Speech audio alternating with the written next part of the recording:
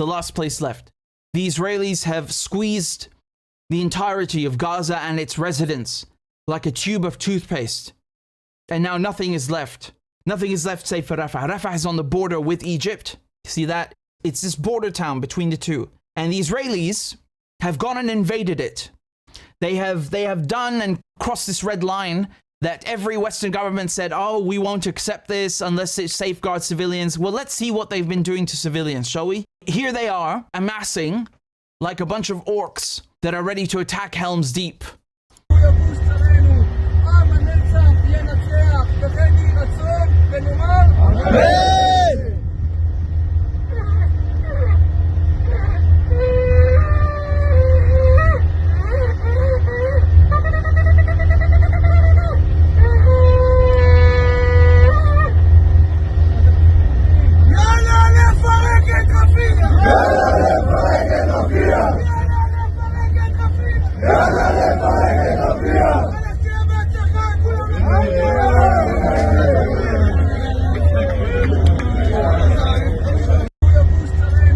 So you see what he did? He was blowing, or rather playing, a ram's horn, okay?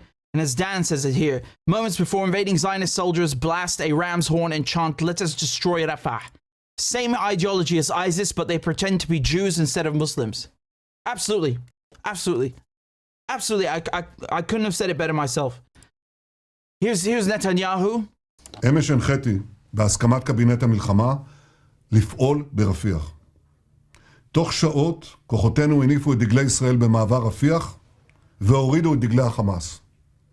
הכניסה לרפיח משרתת שני יעדי מלחמה מרכזיים: השבת חטופינו וחיסול החמאס. אנחנו כבר הוכחנו בשחרור החטופים הקודם.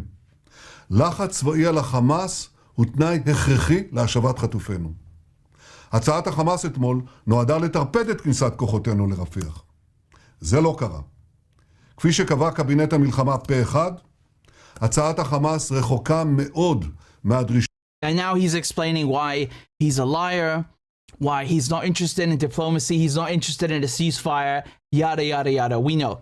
We know. Save us the nonsense. And so now you can see the peaceful Israelis, the ever so peaceful Israelis going into Gaza and crushing something as insignificant as an I Love Gaza sign. All right?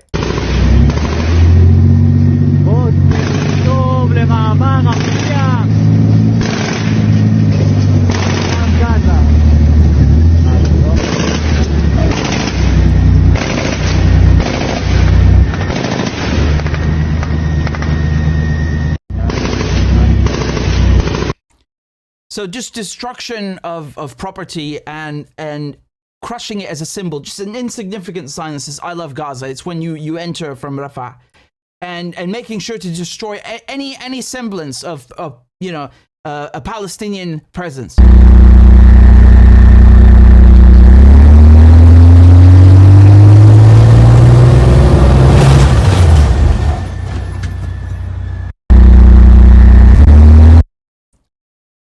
And here they are celebrating. They're actually celebrating their invasion.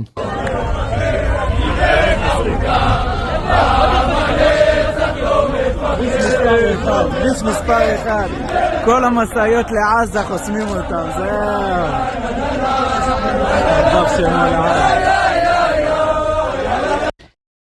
As one of you says in the comments, this is Stephen. So we'll never see them fighting, eh? Yeah. You will see Israeli soldiers bombing children, torturing prisoners, abusing prisoners, committing war crimes, but never actually fighting. Never. Never, never, never. You will never see them fighting because they're incapable of fighting. Here's what they've done to Gaza. Look at the satellite imagery. How in 24 hours, they seized the Rafah crossing, okay? And then they cleared all of the aid trucks. All of these aid trucks that were stranded in Egypt waiting for approval. Do you see how many trucks there are? I mean, I've talked about this before at great length with you guys. I've done many videos about how The Israelis divert the aid trucks, they delay them, they send them to the back of the line, all of these things, right? I've covered it in detail.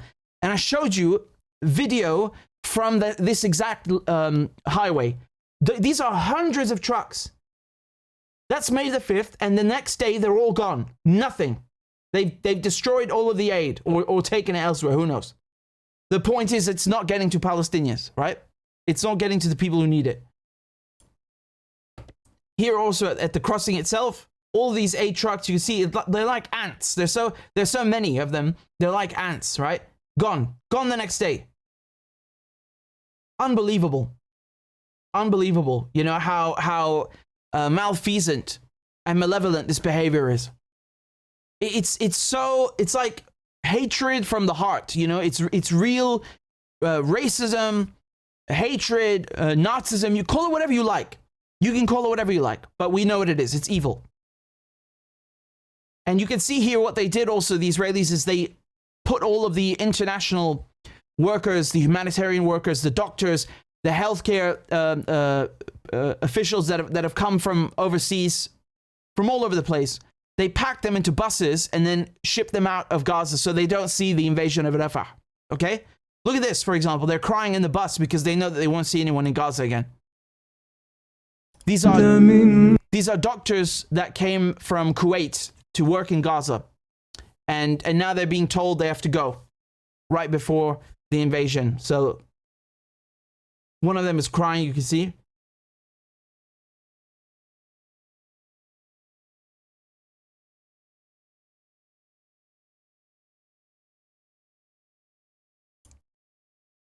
And one of these doctors is actually Palestinian, but in Kuwait, right? And he had never actually been to Palestine. So it was the first time that he had ever set foot in Palestine.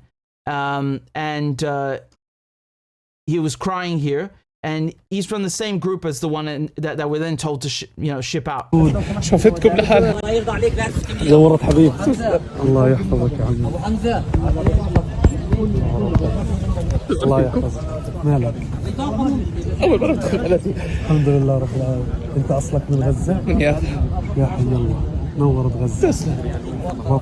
Yeah, so he's saying it's the first time I've ever been here. And he said, are you from Gaza? He said, no, from Jaffa. So it's elsewhere in Palestine, but still Palestinian. نفتح الحدود شفتكم لحالها شفتكم الله يقويك بالعافيه والله نورتنا.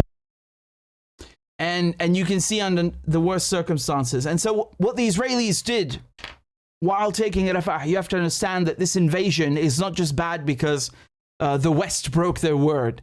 And the Israelis are not interested in diplomacy. And this is not important. It's important because they're going to slaughter the Palestinians that they've been pushing south for months.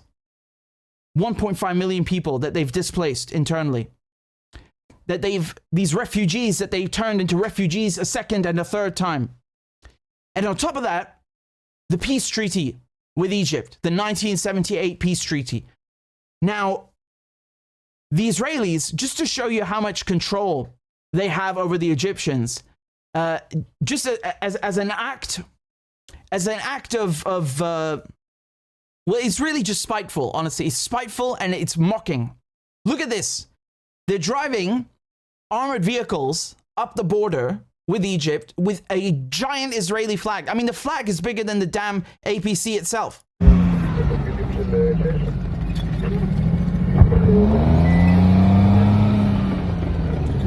עד ציר פילדלפי, תראו איזה יופי, דגל ישראל.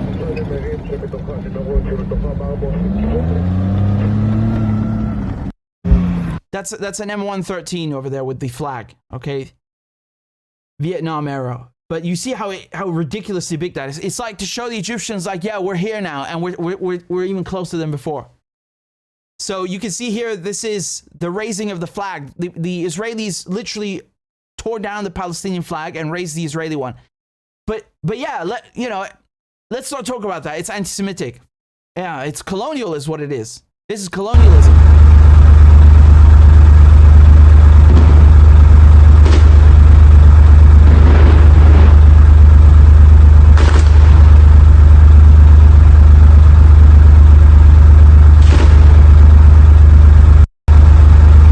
You see that? That's what colonizers do. That's what colonizers do. And on top of that, they not only invaded the place, tore down the aid trucks, put up an Israeli flag instead of a Palestinian flag, driving armored vehicles with giant Israeli flags so you can see them kilometers away to taunt the Arabs. Now they've even setting up a synagogue.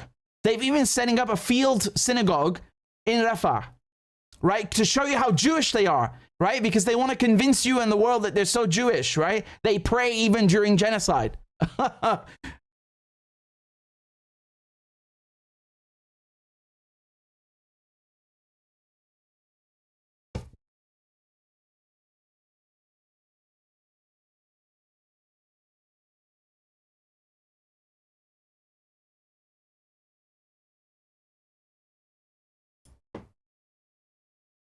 You see that? They've got that's the IDF logo right there, the IDF logo. So, you know, they have to take a Jewish star and then put it on top of everything so they can hijack it. It's like ISIS, you know? It's like ISIS. And so you see how they have tables and chairs, brand new, packed in boxes, just ready to be unpacked and built and assembled wherever they invade so they can colonize it and steal it. The Israelis, you have to understand something. This is nothing. This is a joke compared to what they did in 1948 and afterwards. You know what they did? They would literally bring an assembled house on a crane and then drop the house in place and just say like, yeah, this is our village now. I swear to God, I'm not joking. I swear to God, I'm not joking. The Israelis would bring an assembled house, like furnished and everything, drop it with a crane, bam, we're here. I mean, have you ever heard of anything so just rank in your life? So this is what we're talking about. You see the border between occupied Palestine and Egypt. Now, for me and for people who discard colonialism, this is a garbage map. This is not a real map. You have to understand something. Gaza is the border between Syria and Egypt, okay? Gaza is the last thing in Syria before you cross into Egypt. These are logical, normal borders that are defined geographically. They're natural borders, right? So the only people that came and put these lines on the screen are people from Europe. They're Europeans, okay? No one in the region actually agreed to this or asked for this. And so in any case, just to explain it to you in contemporary terms, the Israelis are just going ahead and extending the border further into Egypt, okay? I'll read you what Elijah wrote here, for example. He says, for Israel to enter East Rafah, it needs Egypt's permission. It needs Egypt's permission because Israeli occupation forces are walking on Egyptian borders where they are not allowed in large numbers since the 1979 peace treaty. I believe they signed it in 78, but who cares? This is irrelevant. Let me just explain this to you. The Israelis are sending thousands of troops. They're not allowed to put more than 4,000 in that area. And they're sending everything, all the armored vehicles, all the troops, and just really occupying it. And Egypt is saying nothing. Egypt does nothing. Because Egypt's been bought. Egypt has been bought. You understand?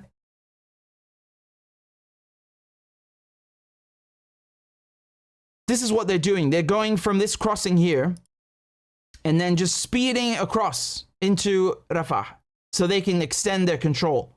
And even before that, it was awful because the Israelis, you can see this crossing down here, trucks that are on the left. You see where my mouse is? Near the Mediterranean Sea. The trucks that are on this highway would have to divert all the way down to this crossing and then go through the Israeli process, which just serves to delay. So instead of just driving straight, just drive straight into Gaza. No, let's go south for 4 weeks while the Israelis inspect the truck and then they maybe reject it and find something else they don't like. And then, you know, let's just do it that way. So now that's being extended. That Kerem Shalom crossing is being extended to encapsulate Rafah as well. Okay?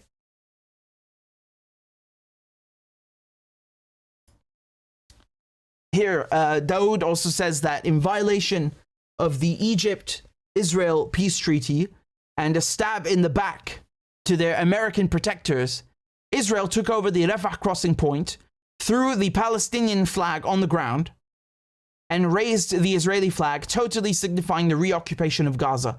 Day one of total occupation. Absolutely. This is how you should look at the situation. Absolutely. And now here's the best part. Are you ready? Are you ready for the best part? Because I swear you haven't heard it. I swear you haven't heard it.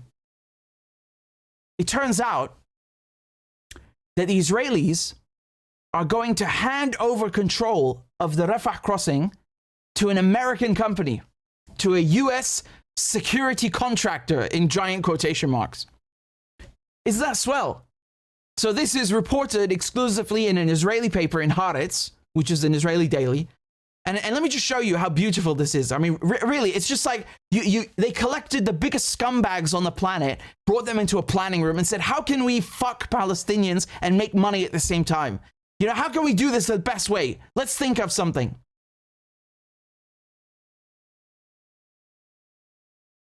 So a private security contracting company is going to take control of it, okay? And according to Haaretz, this is in order to secure the deal, they've been negotiating with a private company in the US that specializes in assisting armies and governments around the world and engaged in military conflicts. Okay? Assisting armies and governments around the world engaged in military conflicts. The company has operated in several African and Middle Eastern countries, guarding strategic sites like oil fields. That's number one on the list, of course. Oil fields, airports, army bases, and sensitive border crossings. It employs veterans of elite US Army units. Okay, let's get together, class. Let's all have a guess. Everybody gets one guess. What company do you think this is? Go ahead. I actually don't know. I really don't know as of yet, but I have a very, very good guess of who it is. Okay, so let's all take a guess in the comment section. And even if you're watching on replay, please comment nevertheless, because you likely can't see the live chat anyway. So let's do it like that. Ah, there we go. Marvin has got the lucky guess. Eric Prince. Absolutely. Yeah. Blackwater, which they've now renamed, of course, right? Blackwater, without question. Yep. This is Blackwater. And so this scumbag, remember that these people are terrorists. They really are. Donald Trump pardoned 4 of them. They were in Iraq and they just massacred people like for no reason. All of you said Blackwater. It's exploding. BlackRock would also maybe technically be correct, but that's not a military contractor. It's a giant firm. So maybe they're involved in some way. I don't know. But the military security firm is definitely Blackwater. I've no doubt. We might see a different one prop up, but we might see a different one prop up, but I don't think so. So here it says also in the Times of Israel that this unnamed company employs former elite US soldiers and is an expert on securing strategic sites in Africa and the Middle East. Okay? And now asked about a report in a press briefing, the US State Department spokesperson, Matthew Miller, the one who looks like a vampire. I find him very funny, honestly. I really do. So he said that he's not aware of that at all. Now, you can't blame him because US officials are hired to lie. That's the only thing they do. So you can't blame him. He just has to lie to you and claim he doesn't know anything about it. So let's recap. The Israelis have now gone from one end to the other of Gaza, physically, literally.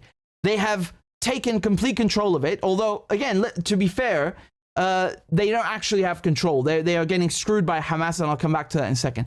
But the Israelis have gone from one end to the other. They've established a foothold now in Rafah. They are bombing 1.5 million refugees that they have displaced already in the past. So they're, second, third generation refugees, now again refugees. And they let go of the ceasefire deal, which they claimed that Hamas won't sign, and Hamas did sign. And so now the Israelis and the Americans, remember the Americans were supposed to be the guarantors of this ceasefire deal. Remember, Egypt, Qatar, and the United States and the United Nations were supposed to be the guarantors of the peace deal, of the ceasefire deal. And now that the Israelis refuse to sign it, after Hamas have agreed to it, it's like, where is the effort from the United States, from the UN, from Egypt, from Qatar, to get the Israelis in line and tell them, hey, you have to see reason and agree to this, because now you're making us look bad. There's nothing. There's nothing, because they all have the same interest in taking control of Gaza. They don't give a shit about a ceasefire deal or peace deal. They do not care. They do not care. This is all money to them. It's all money to them. You know, the Egyptian government has built several walls to keep Palestinians out because it's not an Egyptian government. It's an American Zionist government controlling Egypt. Understand the difference. There's an American Zionist government in Egypt, in Qatar, and in all of these Arab countries that never seem to, you know, be the subject of human rights scrutiny. Because they're okay, they're all right. It's okay for them to, you know, attack journalists and do things like this because they're on the US side. So the US doesn't say anything. So you see here what they've done. Yes, they've gone from one end to the other, from the Erez crossing to the Rafah crossing. But do they have control? Absolutely not. Absolutely not. And I've read several accounts from Israelis talking about this, how they take control of a checkpoint and then they find out in a few hours that they don't have any control of the bloody checkpoint, and they're getting hit with RPGs from every direction. You have Hamas coming out of tunnels that they didn't even know were there. You can't win here. You can't win. This is like an American saying that they, you know, an American unit saying they control the jungle in Vietnam. No, the fuck you don't. You don't control shit. you don't control one tree. So the same thing is true here. They don't control a thing. They want to give you the illusion of control, but that doesn't mean they're not committing atrocities. You don't have to control Gaza to be able to commit genocide there. Evil is chaotic. Yes? Evil is chaotic. It thrives in chaos. But don't worry, because they set up a synagogue. So, you know, let's not say anything because that would be anti-Semitic. But it's okay for them to kill Semites. Yeah, that's fine. And to violate peace deals and do whatever they want. Carte blanche. Blank check. Write whatever you want on it. So we have seen now the extent of these negotiations. And, you know, you'd be hard pressed to blame Hamas or any future Palestinians for, you know, for scrutinizing any so-called diplomatic efforts. What diplomatic efforts? You can't reach a deal with the Israelis or the Americans or the Egyptians or Qatar. They're going to stab you in the back. So what solution, what recourse do they offer you but armed struggle? None. Absolutely none. This is why people support Hamas, because they know they can't get to any solution through dialogue, because the person you're dialoguing with is not interested in speaking. They're busy killing you and starving you and stealing your house. You understand? And this is straight up colonial behavior. This, I mean, like if you had any doubt in your mind, if you had any doubt about their intentions, about the colonial nature of the Israeli occupation, well, then let there be no further doubt. I mean, this is very clear. When you rip down someone's flag and raise your own and start putting it on tanks to mock you know, everyone there, including the people on guard duty. I mean, the Arabs who are on guard duty on the Egyptian side can see this with their binoculars. They're not stupid. They're not blind. It's just to mock them. You know, it's a straight up invasion of both Rafah, of Palestinian side of Rafah and Egypt. Okay, so I'm not going to you know, sugarcoat this. This is an invasion of Egypt and an invasion of Palestine. But we already knew that they invaded these countries a long time ago, right? So it's not news, really. It's not that much of a breaking news story. But nevertheless, you have to understand that even the Egyptians now, they signed a peace deal with the Israelis, and the Israelis don't respect it. So we have two cases here: the current ceasefire deal and the 1978-1979 peace treaty, where you can see that the Americans and the Israelis will pretend to agree to something, and then when you implement your side of the bargain, they stab you in the back. You can't deal with them. You can't deal with them. They're not interested in diplomacy. They think diplomacy is a way to bide their time, to waste your time and to trick you and confuse you and then stab you in the back. They view diplomacy as a tool of war, not diplomacy. Okay? So understand this very clearly. This is a straight up violation of the 79 treaty. There's no discussion about it. The terms are very clear in the Camp David Accords. It's very, very clear. So once again, you know, this is another lesson why you don't sign deals with the Israelis and the Americans, because they will screw you no matter what scenario we're talking about. Iran nuclear deal, telling, when it comes to NATO, they didn't sign anything. They gave their word. Worth nothing. It's worth crap. So you see, you can't trust the American and Israeli diplomats. They're not diplomats. They're sent to buy time and fool you and trick you. Again, YouTube demonetized my channel because I'm not allowed to say naughty things about Israel. Telling the truth is forbidden. So if you are able to donate a few dollars on PayPal or on a monthly basis on Patreon, please consider doing it, because it would really help me continue my journalism and support independent media. So I'd be very grateful. And the links are in the description and also in the chat. Thank you guys very much again for all your donations and all your kind comments. I appreciate it very much.